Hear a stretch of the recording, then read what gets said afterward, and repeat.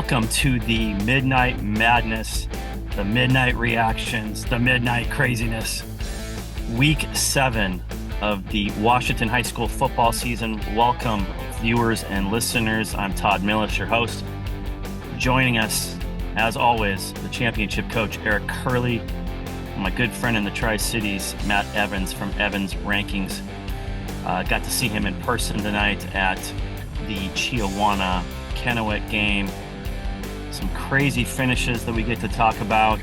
And we had 3 games that featured top 25 teams, guys, and 2 games that weren't even close. 2 games that were on running clock that we'll talk about. And one of those coaches will join us here in a few minutes. But let's go right to the top 25 scoreboard. Some games Thursday night, including O'Dea. Number 1 O'Dea defeated Ballard 48-0. Number 2 Gonzaga Prep, no problem, Central Valley 49-7. Number 3 Lake Stevens 38-7 over Ferndale. Number 4 Eastside Catholic beats Seattle Prep 41-9. Number 5 Mount Tahoma 27-14 over that wing T machine, Gig Harbor. Number 6 Puyallup continues to roll over Rogers of Puyallup tonight 65-6. The game that all of us were at, number 7 Chiawana comes back to beat Kennewick 24-10. Number 8 Graham Kapowsen without AJ Tuivasa defeats Olympia 34-20. Number 9 Kennewick losing to Chiawana. Number 10 Archbishop Murphy rolling along into a blanks Linden 56-0. Number 11 Sumner handles Curtis 48-3. We talked about the Linden score losing. Number 13 Bellevue plays Saturday night against Eastlake. Number 14 Tumwater beats Aberdeen 55-20. Number 15 Moses Lake shuts out Eastmont 21-0. Of note in that game, Brady J, no touchdown passes and very little yardage in his pursuit of some single season passing marks. Number 16 Anacortes plays Lakewood tomorrow. Number 17, Enumclaw beats Auburn Mountain View 42-0. Number 18, Lakes beats Timberline 28-12. That was on Thursday. Number 19, Royal beats Walluk 65-6. Number 20, Richland handles Walla Walla 28-7. We talked about the Curtis score losing to Sumner. Number 22, Rainier Beach beats Roosevelt 42-0. Number 23, Glacier Peak beats Arlington 49-7. Number 24, Camas defeats Battleground 22-7. And an exciting game that we thought it would be, number 25, Cedro Woolley edges Mount Vernon 32-27. Let's do some scoreboard diving, guys. Matt Evans, what scores have caught your eye tonight? Well, I think we can all agree that Archbishop Murphy 56-0 over Linden Archbishop Murphy is, if we weren't sure that they were the top team in 2A, I think we're sure of it now. That just blew my mind when we saw that score tonight. I'm looking also at that Camas Battleground game. I'm intrigued to go back and rewatch that game. It's 22-7, kind of a surprising game. I don't know if it was maybe Camas played a little bit worse than they could have, or maybe Battleground was playing better. Moses Lake Eastmont 21-0. Just a lot of really interesting games tonight. We'll talk about Sumner Curtis, but yeah, man, that was some really interesting scores. Eric Kurle, you were watching a lot of live streams tonight. What games do you want to talk about? Well, really some crazy close games that came down to field goals and some calls that who knows right or wrong. But Yelm Bethel was a great game down to the end. Yelm scores at 56 seconds left in the game to go up 21-14. Bethel finds a way from their own 20. Couple pass plays, gets down, scores, ties it up, and then they go into overtime, and the young kid kicked a 45-yard field goal to win it. And then the Linden Christian and Mount Baker game was just 2 teams that are pretty darn good football play teams, and just going back and forth battling, and it went down, and Mount Baker scored a late touchdown with about 50 seconds left to go ahead by 1. And then Linden Christian got down to field goal range, kicked it, made it, celebrating everything, and then they called it off. Said it was a delayed game with some little bit of a controversy there. So who knows what's going to happen there? So we'll have to wait and see.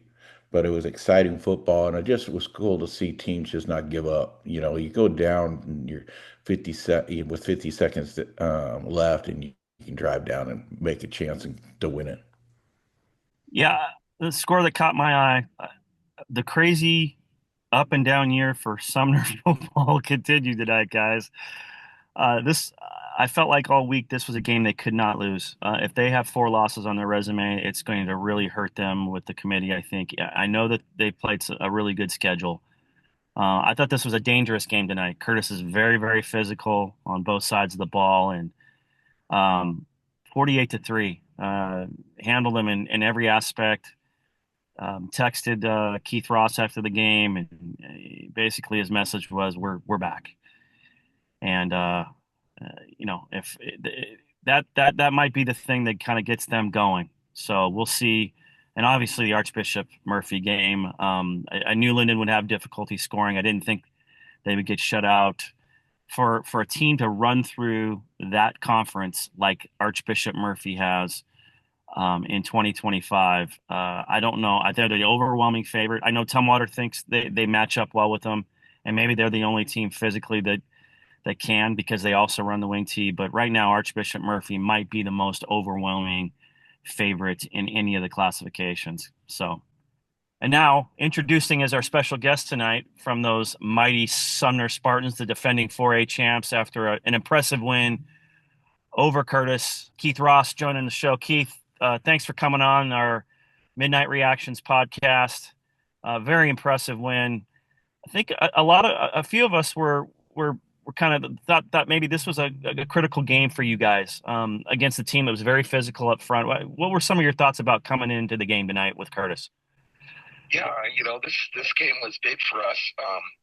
We really had to start playing better. We really had to get back to Sumner football, but we knew that Curtis was 5-1, and this game was for second place in our league, which was a big game for us. Dominated them. I think that surprised some people. What was working with you guys tonight? You got a special team score. The run game was going. Just an overall. I mean, you've had some close games with this team the last few years. This was just an overall dominant performance. Maybe your best performance of the season to date. Yes, in all 3 phases. The defense was great. We gave up 3 points. We had a big long fake punt. We had a punt return. Offense was incredible. I think we dominated up front. Which they have. That's their strength. Their team is their D line, and our offense. We took it as a challenge tonight to get our running backs going, and we got running backs going early, and we played great defense, and it was really an old school Sumner football game. Before I let one of your former rival league coaches pipe in on a question, I need to ask you, what's the last few weeks been like for you guys as a team and for you personally trying to get this thing back on track? It's been miserable, actually. We just had such high hopes, and we thought that we won it last year, and we had guys returning, and I think we just thought it was going to fall into place and be easy. And we've had a tough row. We're 3-3, and we get smacked by Puyallup and played 2 other teams really well.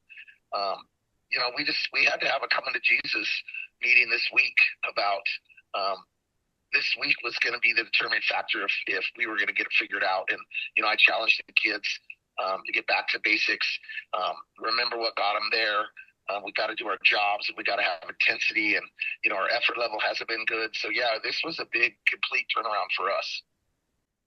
Eric, you know him as well as anybody. You got a question for him? Hey, Keith, how you doing, buddy?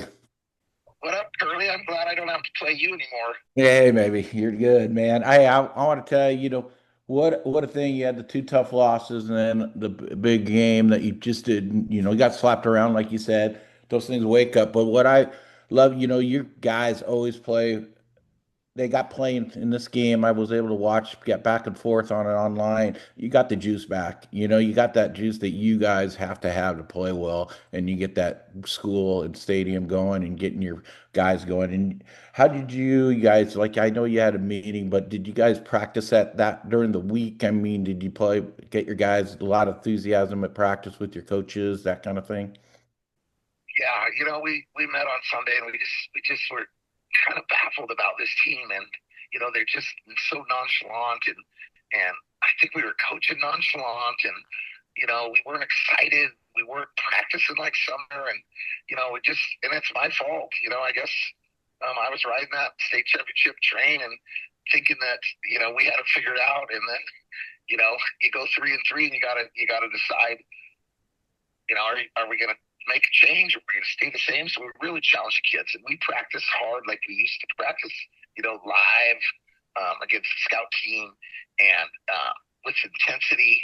And I challenge the coaches and the players that this is not Sumner football, and it's embarrassing actually. So it was nice to see that everyone responded, and it's nice to have a good game. We hadn't had a dominant win this year, so it feels really good to dominate in all three phases. That was a good Curtis team.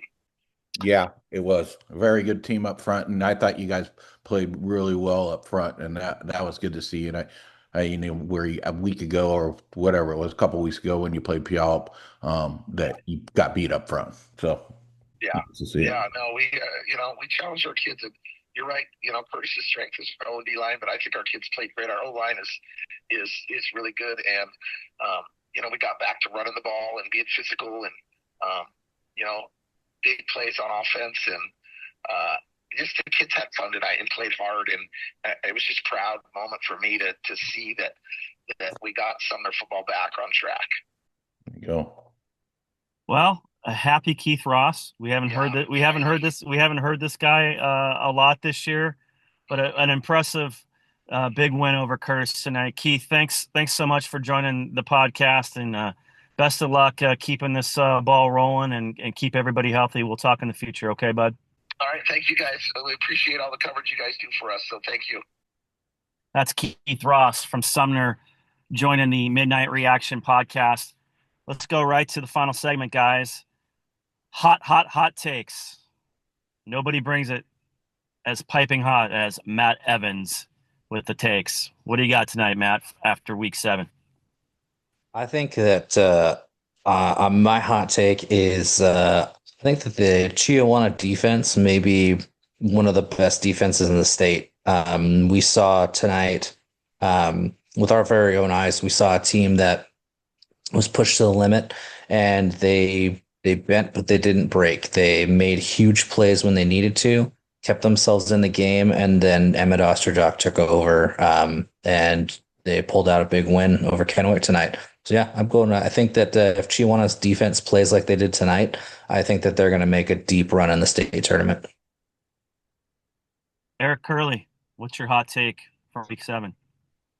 Well, I think right now you're looking at that SBSL and you're waiting to see that GK Puyallup game. I think GK is probably the only one that has the back end skill kids to deal with those guys, and it's just GK's got to get better up front and to hang with Puyallup. And then Tumwater, with their only loss being Puyallup, we got to remember that they got maybe the only shot to even sniff around Archbishop Murphy right now. They are a dominant football team. Watching just a little bit and seeing what they're doing, and they're good at all their skill position, all their up front. They're just more physical, and then running the wing tee really well.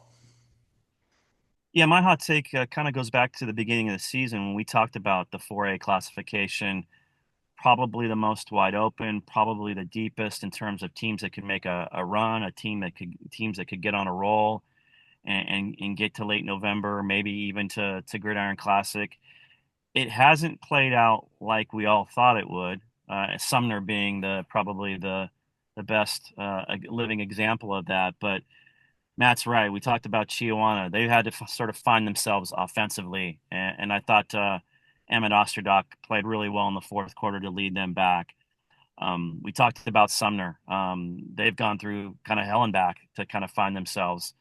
GK's dealing with some injuries. Hasn't been great. Still has the win against O'Day and is undefeated. I just kind of like how this thing is sort of forming through 7 weeks. Yeah, Puyallup and Lake Stevens and Gonzaga probably have made the biggest splashes, have been the most dominant three teams in the state. But I like the fact that the rest of this top tier, or the top two tiers, I think is starting to find themselves.